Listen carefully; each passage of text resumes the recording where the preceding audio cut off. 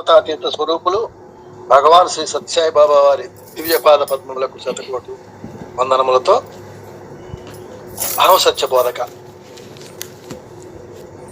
నేను అనేది సర్వాంతర్యామిగా ఉంటుంది.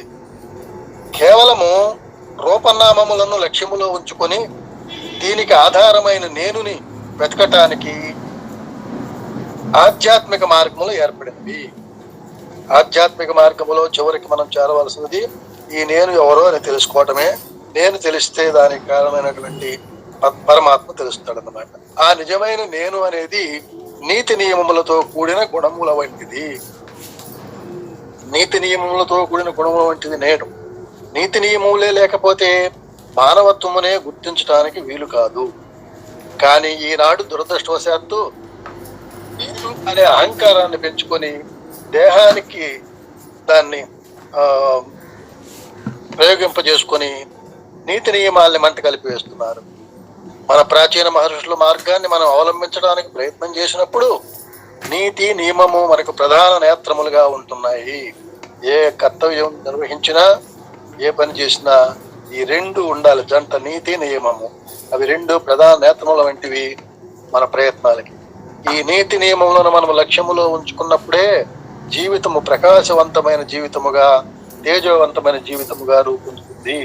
నీతి నియమములతో కూడినటువంటి జీవితము మార్గదర్శముగా ఉంటుంది, అందరికీ ఆదర్శప్రాయం అవుతుంది.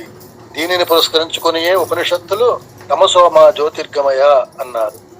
ఈ అజ్ఞానం అనే తమస్సును దూరము చేసి ప్రజ్ఞాన సుజ్ఞానముల తేజస్సును అనుగ్రహించమని ప్రార్థిస్తూ వచ్చారు.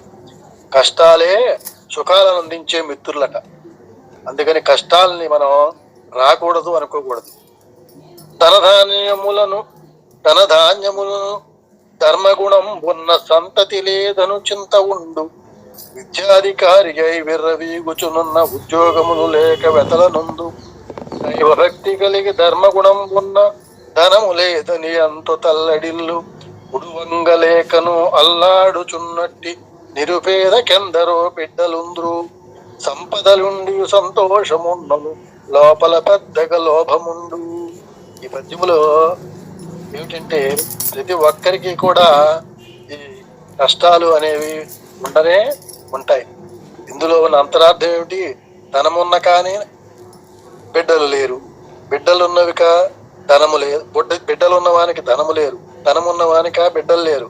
ఏదో ఒక లోపము మానవత్వంలో కనిపించినప్పుడే పవిత్రమైన దివ్యత్వమును వెతకడానికి ప్రయత్నం చేస్తాడు.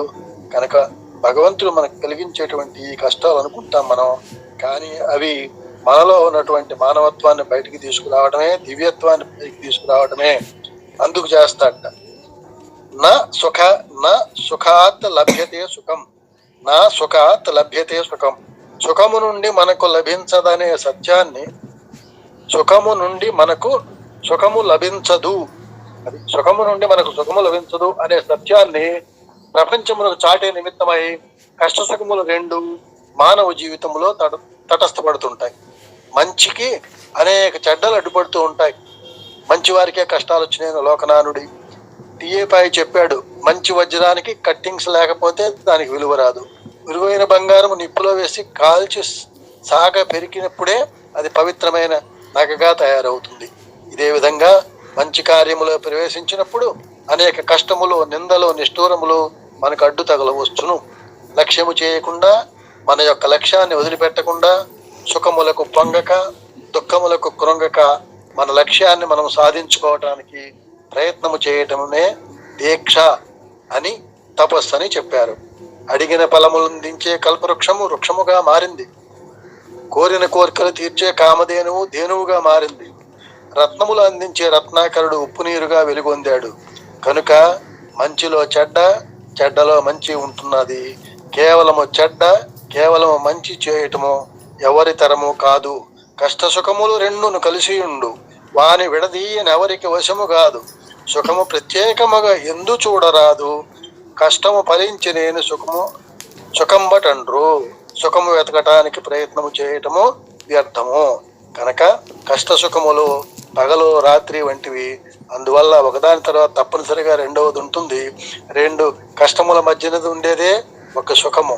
కనుక దుఃఖమునకు కుంగవద్దు, సుఖములకు వంగవద్దు, భగవంతుణ్ణి వదిలిపెట్టవద్దు అని ఈరోజు స్వామి మనకి ఇచ్చినటువంటి సందేశం. సాయిరామంటే